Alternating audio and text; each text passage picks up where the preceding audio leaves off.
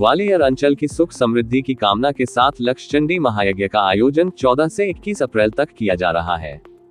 यहां इस कार्यक्रम के लिए मेला परिसर में भूमि पूजन किया गया। आचार्य विष्णुकांत शास्त्री ने महामंडलेश्वर वैराग्यानंद गिरी, मिर्ची बाबा, हरिदास महाराज, आनंद गिरी, बरुआ बाबा, संत कृपाल आदि संतों की मौजूदगी में भूमि पूजन कराया। संयोजक मुकेश अग्रवाल, यजमान राहुल गर्ग, कपिल कुमार, ऊर्जा मंत्री प्रद्युम्न सिंह तोमर, विधायक प्रीतम लोधी, विवेक गुप्ता, कपिल जैन, सुरेश बंसल, महेंद्र शर्मा, उमाशंकर शर्मा, अमित सेठी, संजय गर्ग, अमित डा, रजनीश नीखरा, अनूप अग्रवाल, अरुण बंसल पूजन में शामिल थे। कभी साधु संतों को साथ लेकर कांग्रेस के समर्थन में अप्रोक्ष रूप से चुनाव प्रचार तक करने वाले निरंजनी अखाड़े के महामंडलेश्वर स्वामी वैराग्यानंद मिर्ची बाबा ने अब सियासत से दूरी बना ली है। इसी सिलसिले में उन्होंने ग्वालियर में कहा कि पूर्व सीएम दिग्विजय सिंह धर्म विरोधी है। जब मैं परेशानी में था तो राजा साहब ने साथ नहीं दिया। मेरा राजनीति से मोह भंग हो गया है। अब मैं कभी भी राजनीति नहीं करूंगा। मिर्ची बाबा 14 से 21 अप्रैल तक होने जा रहे लक्षचंडी कुंभ महायज्ञ की जानकारी देने ग्वालियर पहुंचे हैं। उन्होंने कहा कि ग्वालियर चंबल विकास परिषद द्वारा ग्वालियर व्यापार मेला मैदान में 1008 लक्षचंडी कुंभ महायज्ञ किया जा रहा है। इस यज्ञ के आयोजक मुकेश अग्रवाल ने बताया कि ये महायज्ञ भारत में पहली बार होने जा रहा है। इस लक्षचंडी कुंभ महायज्ञ के आयोजन से ग्वालियर में सूर्य मंदिर बन जाने से इस अंचल के बिगड़े वास्तुदोष का नाश होगा और क्षेत्र के लोगों की प्रगति होगी। मिर्ची बाबा के निर्देशन में यह महायज्ञ होगा। चंबल विकास परिषद के अध्यक्ष मुकेश अग्रवाल ने बताया कि महायज्ञ में 21 आचार्य और 11,000 विद्वान ब्राह्मण 1 लाख दुर्गा सप्तशती का पाठ करेंगे। महायज्ञ के लिए 11 नदियों, 5 समुद्रों, 1 सरोवर और 2 देवी स्थलों से जल लाया जाएगा। महायज्ञ के दौरान 14 अप्रैल से 20 अप्रैल तक कथावाचक देवकी नंदन ठाकुर दोपहर 12 बजे से शाम 4 बजे तक भागवत कथा सुनाएंगे। यज्ञ कार्यक्रम सुबह 6 बजे से 11 बजे तक चलेगा। संवाददाता रिपोर्ट, समाचार network Madhyanchal today digital, Gwalior, Madhya प्रदेश।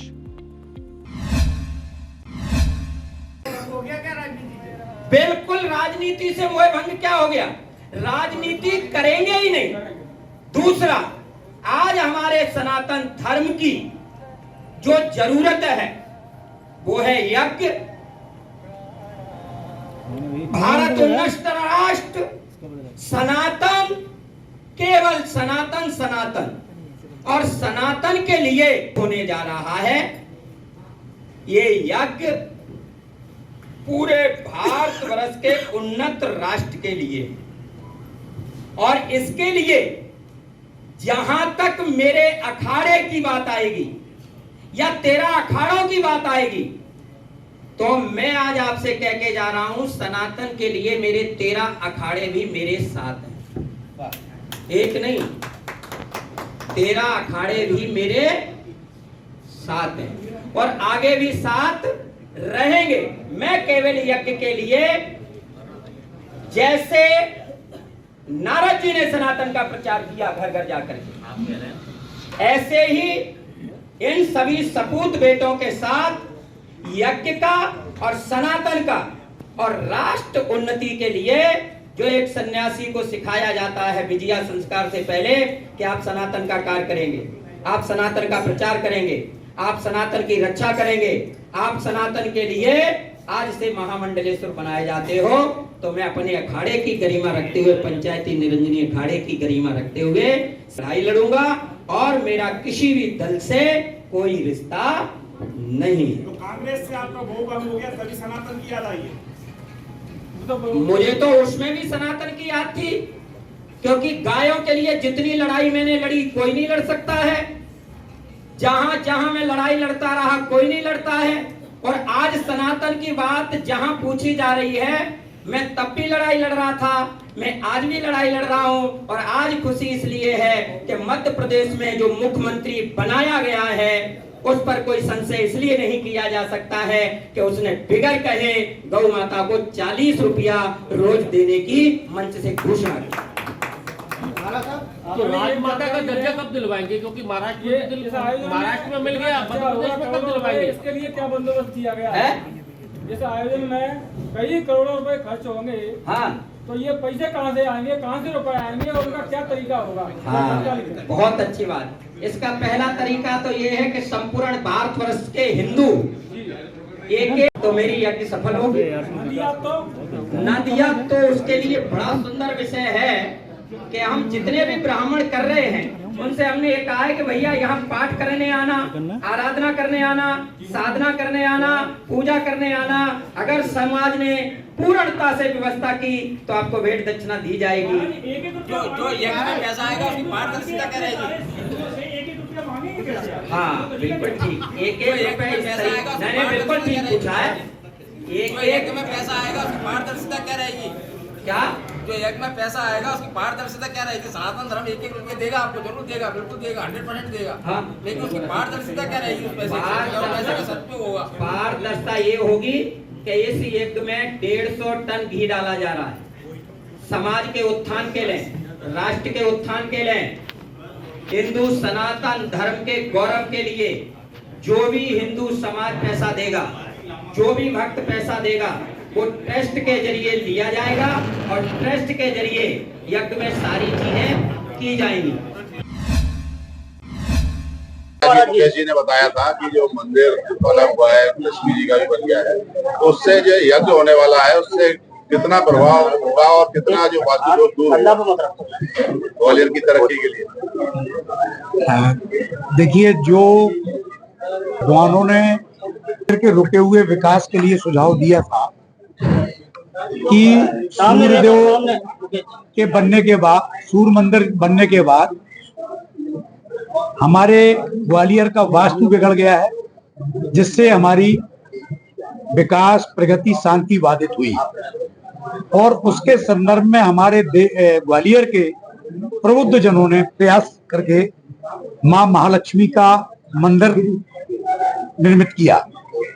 पुनः कुछ विद्वानों ने बताया कि उससे अब संतुलन हो गया है, लेकिन जो नकारात्मकता पैदा हुई और विकास रुका है, उसके लिए एक मार्ग उन्होंने ये सुझाया, सबसे अच्छा उत्तम मार्ग, अगर ग्वालियर में लक्षचंडी का एक यज्ञ हो जाए तो ग्वालियर चंबल के रुके हुए विकास को सकारात्मक ऊर्जा मिलेगी और पर्यावरण भी शुद्ध होगा। एक जो हमारे यज्ञ का मेन उद्देश्य है, सांसें हो रही हैं कम, आओ यज्ञ करें हम। सांसें हो रही हैं कम, आओ यज्ञ करें हम। उसमें हमारे विद्वानों का सुझाव था कि इससे पर्यावरण की सकारात्मकता और जो नकारात्मकता उत्पन्न होने से विकास, प्रगति और शांति बाधित हुई थी, उससे एक सकारात्मकता, क्योंकि बरसों से हमारे सनातन का इतिहास रहा है, सदैव ऋषियों ने, मुनियों ने प्रगति, समृद्धि और किसी भी राज्य की समृद्धि के लिए यज्ञ किए हैं। तो ऐसे ही यज्ञ का एक जो समाधान दिया गया, जिसको लेकर के विभिन्न संतों ने, जिसमें वैराग्यानंद जी प्रमुख रूप से थे, एक चर्चा की और ये बहुत सारे विषयों पर चर्चा के बाद ये यज्ञ का कई जगह प्रस्ताव था। लेकिन जब मेरे ग्वालियर का प्रस्ताव आया तो मैंने ये बात सोच करके कि मेरे ग्वालियर के विकास की बात है, मुझे व्यक्तिगत चीजों से ऊपर उठ करके इस विकास के लिए पूरा समर्पण करके इस यज्ञ को समापन करने में सहभागी बनना चाहिए। क्यों? क्योंकि कुछ नास्तिक लोग जो शायद नहीं मानते होंगे इन चीजों को, तो मैं ये मानता हूं कि अगर नहीं भी मानते तो नुकसान कोई नहीं होगा मेरे ग्वालियर का। कम से कम पर्यावरण शुद्ध होगा और हमारे ग्वालियर के लोग, खासतौर से युवा, सनातन के प्रति जानेंगे, समझेंगे और उससे जुड़ेंगे। मुकेश जी, आयोजन की प्रमुख विशेषता क्या रहने वाली है? देखिए, आयोजन की सबसे प्रमुख विशेषता तो लक्षचंडी यज्ञ है, यानी कि 1 लाख माता के पाठ। जैसा कि मैंने बताई हुई बात कह रहा हूं आपसे कि ऐसा यज्ञ अभी तक अपने यहां संपन्न नहीं हुआ है। माता के 1 लाख पाठ सबसे बड़ी चीज है। निश्चित रूप से इसको 11,000 विद्वान ब्राह्मण प्रतिदिन करके संपन्न करेंगे 7 दिन तक, जिसमें 5 दिन तक प्रसिद्ध देवकी नंदन जी महाराज भागवत कथा का पाठ करेंगे। हमारी भजन गायिका सुप्रसिद्ध मैथिली ठाकुर जी भी आएंगी, वो भी भक्ति रस को बढ़ाएंगी। और जो देश के महान कवि के साथ साथ राम कथा के लिए प्रसिद्ध हैं, हमारे कुमार साहब को आप सब जानते हैं, कुमार विश्वास साहब, वो भी आएंगे।